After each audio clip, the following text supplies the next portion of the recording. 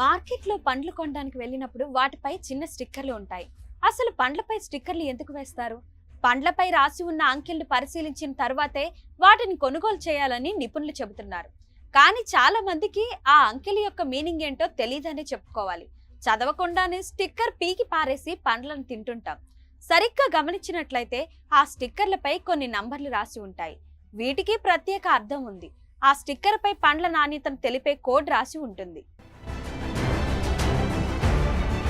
పండుపై 5 అంకెల సంఖ్యను రాసి దాని మొదటి సంఖ్య 9 నుంచి ప్రారంభమైతే అది సేంద్రియ పద్ధతిలో పండిందని అర్థం. వీటిని తినడం వల్ల ఆరోగ్యానికి చాలా మేలు జరుగుతుంది.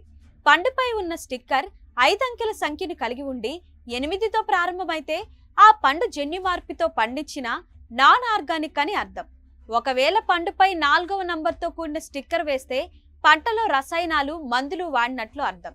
ఈ పండ్లు సేంద్రియ పండ్ల కంటే చాలా చౌకగా తక్కువ ప్రయోజనకరంగా ఉంటాయి.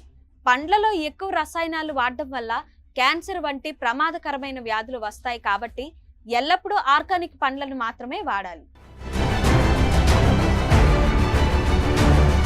మరిన్ని వీడియోస్ కోసం ఛానల్ ని సబ్స్క్రైబ్ చేయండి. లేటెస్ట్ అప్డేట్స్ కోసం వాట్సాప్ ఛానల్ ని ఫాలో చేయండి.